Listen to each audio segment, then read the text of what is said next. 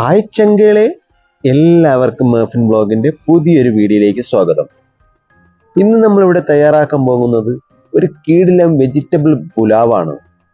Vegetable pulao കഴിച്ചിട്ടില്ലാത്തവരാണെങ്കിൽ ഈ video മുഴുവനായിട്ടൊന്ന് കണ്ടു നോക്കിയിട്ട് തയ്യാറാക്കി നോക്കിക്കോ, എല്ലാവർക്കും ഇഷ്ടപ്പെടും.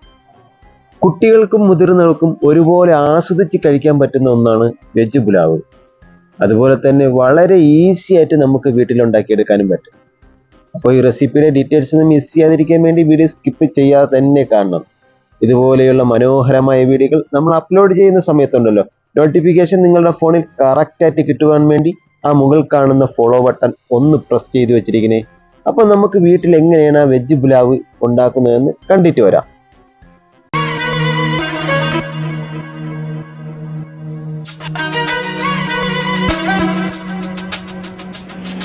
വെജിറ്റബിൾ പുലാവ് ഉണ്ടാക്കാൻ വേണ്ടി നമ്മൾ ആദ്യം ചേർത്ത് കൊടുക്കുന്നത് 1 ടേബിൾ സ്പൂൺ നെയ്യാണ് ചേർത്ത് കൊടുക്കുന്നത്.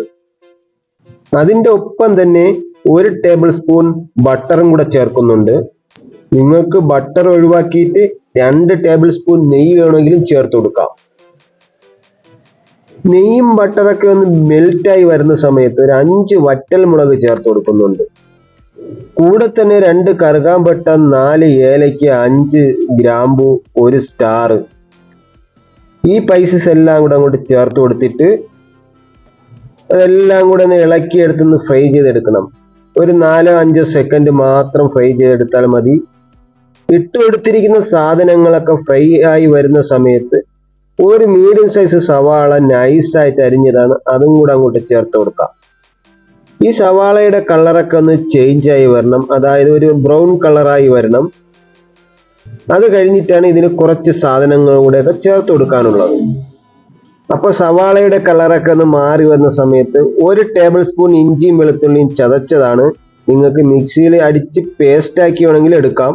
അതും കൂടെ അങ്ങോട്ട് ചേർത്ത് കൊടുത്തിട്ട് ഇനി അതിനെ നല്ലപോലെ ഒന്ന് വഴറ്റി ഇട്ട് കൊടുത്തിരിക്കുന്ന വെളുത്തുള്ളിയുടെയും ഇഞ്ചിയുടെയും പച്ച മണമൊക്കെ മാറുന്നത് വരെ ഒന്ന് ഇളക്കിയെടുക്കാം. ഏകദേശം 1 മിനിറ്റ് വരെ ഒന്ന് ഇളക്കിയെടുക്കാം. ഇപ്പോൾ ഇവിടെ ഇഞ്ചിയും വെളുത്തുള്ളിയും സവാളയൊക്കെ കൂടെ വെന്ത് കിട്ടിയിട്ടുണ്ട്. ഇനി ഇതിലേക്ക് പൊടികൾ ചേർത്ത് കൊടുക്കാം. ഒരുപാട് പൊടികളൊന്നും ചേർത്ത് കൊടുക്കുന്നില്ല, കുറച്ച് പൊടികൾ മാത്രം ചേർത്ത് കൊടുക്കുന്നുള്ളൂ. അതിനാദ്യം ചേർത്ത് കൊടുക്കുന്നത് 1 ടീസ്പൂൺ കാശ്മീരി മുളക് പൊടിയാണ്. എരിവുള്ള മുളക് പൊടി വേണമെങ്കിൽ നിങ്ങൾക്ക് ചേർത്ത് കൊടുക്കാം. അതും ചേർത്ത് കൊടുക്കുന്നെങ്കിൽ 1/2 ടീസ്പൂൺ മാത്രം ചേർത്ത് കൊടുക്കുക. 1 ടീസ്പൂൺ ഗരം മസാല പൊടിയും കൂടെ ചേർത്ത് കൊടുത്തിട്ട് ഒരു 1/4 ടീസ്പൂൺ മഞ്ഞപ്പൊടിയും കൂടെ ചേർത്ത് കൊടുക്കാം. ഇനി ഇട്ട് കൊടുത്തിരിക്കുന്ന പൊടികളൊക്കെ നല്ലപോലെ ഒന്ന് മൂപ്പിച്ചെടുക്കണം. അതിന് നല്ലപോലെ ഒന്ന് ഇളക്കി ആ പൊടികളൊക്കെ ഒന്ന് മൂപ്പിച്ച്, ഈ സമയം നമ്മൾ ലോ ഫ്ലെയിമിൽ വേണം തീ വയ്ക്കാൻ, അല്ലെങ്കിൽ കരിഞ്ഞു പോകാൻ ചാൻസ് ഉണ്ട്.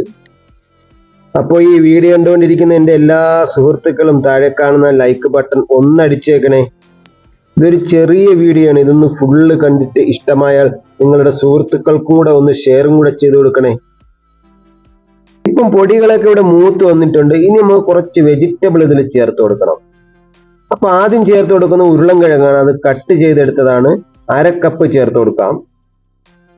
ഇനി ചേർത്ത് കൊടുക്കുന്നത് 1 ഇഞ്ച് വലിപ്പത്തിനുള്ള ബീൻസ് ആണ്, അതും 1/2 കപ്പ് ചേർത്ത് കൊടുക്കുന്നുണ്ട്. പിന്നെ ചേർത്ത് കൊടുക്കുന്നത് അത്യാവശ്യം വലിപ്പമുള്ള ഒരു ക്യാരറ്റ് ആണ്, അത് ഈ ഉരുളൻകിഴങ്ങ് കട്ട് ചെയ്ത് അതേ രീതിയിൽ കട്ട് ചെയ്ത് അതും 1/2 കപ്പ് ചേർത്ത് കൊടുക്കുന്നുണ്ട്. അടുത്തതായി നമ്മൾ ചേർത്ത് കൊടുക്കുന്നത് കോളിഫ്ലവർ ആണ്, അതൊരു 1/2 കപ്പ് ചേർത്ത് കൊടുക്കുന്നുണ്ട്. പിന്നെ ചേർത്ത് കൊടുക്കുന്നത് സോയാബീൻ ആണ്, അതൊരു 10 എണ്ണം ചേർത്ത് കൊടുക്കുന്നുണ്ട്. അത് ഓപ്ഷനാണ്, നിങ്ങളെ കയ്യിലുണ്ടെങ്കിൽ മാത്രം ചേർത്ത് കൊടുക്കുക. പിന്നെ ഒരു പിടി മല്ലിയിലയും കൂടെ ചേർത്ത് കൊടുക്കുന്നുണ്ട്, ഇത് മസ്റ്റ് ആയിട്ട് ചേർത്ത് കൊടുക്കണം. ഇതിന്റെ കൂടെ പുതിനയിലയും ചേർത്ത് കൊടുക്കാം. ഇനി ചേർത്ത് കൊടുക്കുന്നത് 1/2 കപ്പ് ഗ്രീൻ ബീൻസ് ആണ്, അതിന് പച്ച ഗ്രീൻ ബീൻസ് ആണ് എടുത്തിട്ടുള്ളത്, അതാണ് ഏറ്റവും ബെറ്റർ. ഇനി ഇതിനെ നല്ലപോലെ ഇളക്കി മിക്സ് ചെയ്തെടുക്കുക. ഇന്ന് വെജിറ്റബിളിന്റെ കളി തന്നെ. അതുപോലെ തന്നെ ഒരു 500 ഗ്രാം ബസ്മതി റൈസിന്റെ റെസിപ്പിയാണ് ഞാൻ ഇവിടെ കാണിക്കുന്നത്, അതായത് 4 പേർക്ക് സെർവ് ചെയ്യാൻ പറ്റുന്ന രീതിയിലുള്ള ഫുഡ്. ഇനി ഇതെല്ലാം നല്ലപോലെ മിക്സ് ചെയ്തെടുത്തതിന് ശേഷം നമ്മൾ ഇതിലേക്ക് ചേർത്ത് കൊടുക്കുന്നത് 500 ഗ്രാം ബസ്മതി അരിയാണ് എടുത്തിട്ടുള്ളത്. നമ്മളിവിടെ കാണിച്ച അളവ് എന്ന് പറഞ്ഞാൽ 500 ഗ്രാം അരിയുടെ അളവാണ് ഇവിടെ കാണിച്ചിരിക്കുന്നത്. അതുപോലെ തന്നെ നിങ്ങൾ അരിയുടെ അളവ് കൂടുതലായിട്ടാണ് എടുക്കുന്നതെങ്കിൽ വെജിറ്റബിളിന്റെയും മസാലയുടെയും അളവ് നിങ്ങൾ കൂടുതലായിട്ട് എടുക്കണം. 500 ഗ്രാം ബസ്മതി റൈസ് കഴുകി അതിന്റെ വെള്ളമൊക്കെ തോർത്തെടുത്തിട്ടുള്ളതാണ്. അതുപോലെ തന്നെ നിങ്ങൾ പുലാവ് ഉണ്ടാക്കാൻ വേണ്ടി എടുക്കുന്ന അരി ഒന്നെങ്കിൽ ഇന്ത്യ ഗേറ്റോ അല്ലെങ്കിൽ ബസ്മതി റൈസോ, അതിലായിരിക്കും കൂടുതൽ ടേസ്റ്റ് കിട്ടുന്നത്. ഇനി നമുക്ക് റൈസിന് ആവശ്യമായ ഉപ്പും കൂടെ ചേർത്ത് കൊടുത്തിട്ട്, ആദ്യമേ ഇതിൽ വെള്ളമൊന്നും ചേർത്ത് കൊടുക്കരുത്. ഉപ്പും കൂടെ ചേർത്ത് കൊടുത്തതിന് ശേഷം നല്ലപോലെ ഒന്ന് ഇളക്കിയെടുക്കുക. ഒരു 2 മിനിറ്റ് കഴിഞ്ഞതിന് ശേഷം മാത്രമാണ് ഇതിന് സാധനങ്ങൾ ചേർത്ത് കൊടുക്കുന്നത്. കാരണം ഈ റൈസ് ഒന്ന് ഡ്രൈ ആയതിനു ശേഷം മാത്രമാണ് ബാക്കിയുള്ള സാധനങ്ങൾ ഇതിലേക്ക് ചേർത്ത് കൊടുക്കുന്നത്. ഇത് നല്ലപോലെ ഇളക്കിയെടുത്തതിന് ശേഷം അത്യാവശ്യം ചൂടായ വെള്ളമാണ് ഞാൻ ഇവിടെ ചേർത്ത് കൊടുക്കുന്നത്. അതുപോലെ തന്നെ നമ്മൾ വെള്ളം ചേർത്ത് കൊടുക്കുമ്പോൾ ശ്രദ്ധിക്കണം, നമ്മൾ ആദ്യം അരി അളന്നെടുത്ത പാത്രം ഏതായിരിക്കണോ ആ പാത്രത്തിന്റെ ഡബിൾ ആണ് വെള്ളം ഒഴിച്ചു കൊടുക്കേണ്ടത്. അതായത് ഒരു പാത്രം അരി ഉണ്ടെങ്കിൽ 2 പാത്രം വെള്ളം ഒഴിച്ചു കൊടുക്കണം. ആ കണക്കും പ്രകാരം മാത്രമാണ് വെള്ളം ചേർത്ത് കൊടുക്കേണ്ടത്. അതായത് 2 പാത്രം അരി ഉണ്ടെങ്കിൽ 4 പാത്രം വെള്ളം ചേർത്ത് കൊടുക്കണം. വെള്ളം കുറഞ്ഞു പോയാലും കൂടിപ്പോയാലും കുഴപ്പമാണ്. അതുകൊണ്ട് കറക്റ്റ് ആയിട്ടുള്ള അളവിന് മാത്രം വെള്ളം ചേർത്ത് കൊടുക്കണം. ഞാനിപ്പോൾ ഇവിടെ 1 കപ്പ് അരിക്ക് 2 കപ്പ് വെള്ളം ചേർത്ത് കൊടുത്തിട്ടുണ്ട്. അതിനുശേഷം ഇതിനെ നല്ല പോലെ ഒന്ന് ഇളക്കിയെടുക്കുക. അതുപോലെ തന്നെ ഉപ്പ് കുറവുണ്ടെങ്കിൽ പാകത്തിന് ഉപ്പും കൂടെ വീണ്ടും ചേർത്ത് കൊടുക്കാം. ഇനി ഇതിനെ അടച്ചു വെച്ചിട്ട് ഒരു 5 മിനിറ്റ് ഹൈ ഫ്ലെയിമിലിട്ടൊന്ന് വേവിച്ചെടുക്കണം. അതുപോലെ തന്നെ ഈ 5 മിനിറ്റിന്റെ ഇടയിൽ ഇടയ്ക്കിടയ്ക്ക് ഒന്ന് തുറന്നു നോക്കുകയും വേണം. അപ്പോൾ ഇവിടെ 5 മിനിറ്റ് കഴിഞ്ഞിട്ടുണ്ട്. അതൊന്ന് തുറന്നു നോക്കുമ്പോൾ ഇതുപോലെ വെള്ളം വറ്റി വരും. ഒരു അരമുറി ചെറുനാരങ്ങ പിഴിഞ്ഞതും കൂടെ ചേർത്ത് കൊടുക്കണം. അതെനിക്ക് ഈ വീഡിയോയിൽ കിട്ടിയില്ല. ആ സമയത്ത് കറണ്ട് പോയത് കൊണ്ട് വീഡിയോയിൽ ഷൂട്ട് ചെയ്യാൻ പറ്റിയില്ല. അപ്പോൾ നമ്മൾ റൈസ് കൂടെ ഒന്ന് ട്രൈ ആവാനുണ്ട്. ഇനി മീഡിയം ഫ്ലെയിമിൽ ആക്കി വെച്ചിട്ട് അടുത്തതായി നമ്മൾ ഇതിലേക്ക് ചേർത്ത് കൊടുക്കുന്നത് 2 ടേബിൾ സ്പൂൺ നെയ്യാണ്. അതുപോലെ തന്നെ നെയ്യിൽ തന്നെ ഈ പുലാവ് ഉണ്ടാക്കാൻ ശ്രദ്ധിക്കണം, എന്നാലേ അതിൽ കൂടുതൽ ടേസ്റ്റ് കിട്ടത്തുള്ളൂ. വെളിച്ചെണ്ണയോ സൺഫ്ലവർ ഓയിലോ ഇതിൽ ഉപയോഗിക്കരുത്. നെയ്യോ അല്ലെങ്കിൽ ബട്ടറോ, അതാണ് ഇതിൽ നല്ല ടേസ്റ്റും ഒറിജിനൽ ടേസ്റ്റ് കിട്ടുന്നത്. ഇനി 1 ടേബിൾ സ്പൂൺ ബട്ടറും കൂടെ അങ്ങോട്ട് ചേർത്ത് കൊടുത്തിട്ട് ഇതിനെ അടച്ച് വെച്ച് മീഡിയം ഫ്ലെയിമിൽ ഒരു 4 മിനിറ്റും കൂടെ കുക്ക് ചെയ്തെടുക്കാം.